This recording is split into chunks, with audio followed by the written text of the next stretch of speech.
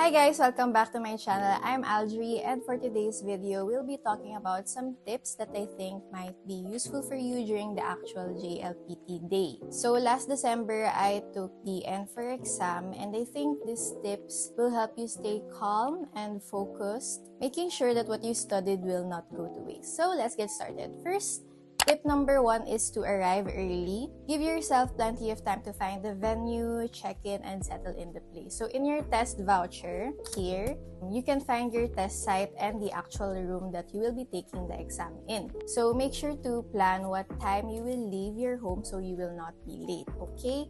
So you will not be allowed to enter the room once the exam already started. So rushing can increase stress, so make sure to arrive at least 30 minutes before the start time. Tip number 2 is to bring the items that you will need for the test. So this includes your JLPT test voucher, personal identification document, writing instruments, and a wristwatch. Okay, so the test voucher, this one is usually delivered 3 weeks before the actual exam day. And if you ever forget to bring this on the exam day, so just go to the reissue office at your test site and then show your personal identification to have your test voucher reissued. Okay, so next is personal identification document, personal ID. So during the exam, you may be asked to show an ID with your face photograph, such as your passport or residence card. For the writing instruments, a pencil is used to answer the exam, so make sure they are sharpened and make sure they are at least 2B so that the shade is dark enough for the computer to read it. So bring a spare pencil just in case, and also bring an eraser and make sure that the eraser is taken out of its case. Okay, so for the wristwatch, make sure it's an analog watch because smartphones, smartwatches, table clocks, alarm watches, and other digital watches are not allowed. So some exam centers don't even have a wall clock, or they have a wall clock but they cover it, so it's up to you to track your time during the exam. So the proctor will not give you any kind of warning how many minutes you have left for each test section, so it's just best to bring your own analog watch. Okay, speaking of time, tip number 3, budget your time well. So make sure to keep an eye on the clock but don't rush. Pace yourself, and when you finish a few answers, you can check if you're already running out of time, and then from there, you can adjust your answering pace. So if you have extra time, you can use that to review your answers. So I think it's very helpful to take mock exams before the actual exam day and then answer it with the allotted time for each test section, just to have a feel of how the actual exam will look like. So next tip number 4, don't get stuck in one question. So I assume that you have taken mock examination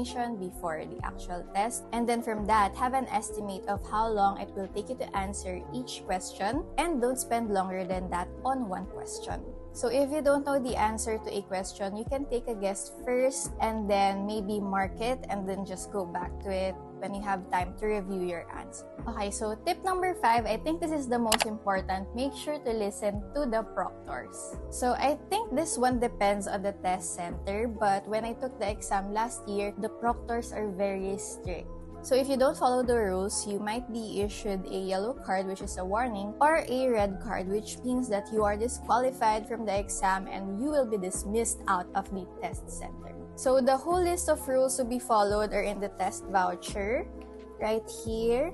So it's listed right here. But I think here are the most common rules that people get a card for. So first is opening the question booklet or answering in the test sheet before the instruction to start. So they will clearly say start or Hajime Masho. I forgot I think it's Hajime Masho because it's JLPT. But they will say when you can start opening the booklet and when you can start writing on the answer sheet. So when they say that, that's the time you can start doing it. Next is ringing phones. So make sure to turn off your phones. They will say this a lot of times. They will repeat it a lot of times before the actual exam.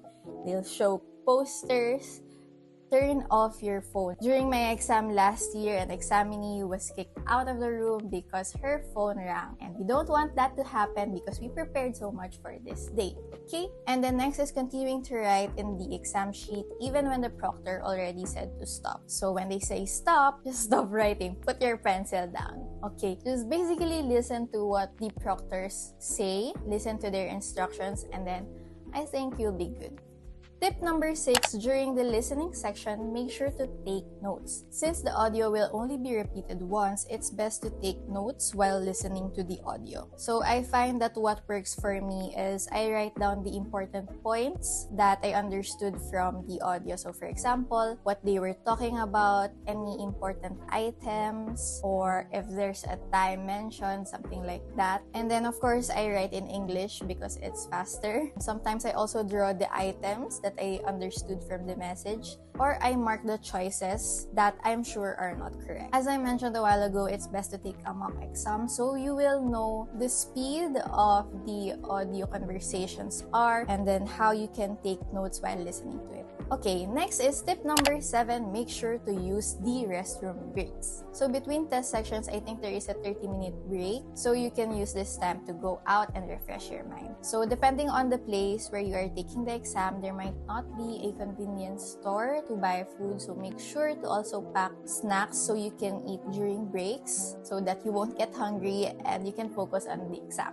Since the exam takes around 3 to 4 hours, I guess. Yeah. So if you need to go to the restroom, you have to pee, make sure to do that first, especially for ladies because the lines, it can get long. Lastly, tip number 8 is to stay positive and confident. So stay calm and focused so you can take deep breaths when you feel anxious during the exam. And just remember that you have prepared for this exam. You have reviewed, you have made Anki flashcards, you studied Bumpo, you studied a lot of mock exams. So yeah, just keep a positive mindset and tackle one question at a time. So yeah, that's all my tips for the actual exam day. And remember that preparation and a calm mindset are your best allies. So if you find this video helpful, don't forget to give me a thumbs up and maybe share it to your friends that are taking the JLPT as well. So if you have other tips or questions, comment down below. And that's it. Good luck on your exam, on our exam, because I'll also take the exam this Sunday. So yeah, bye guys!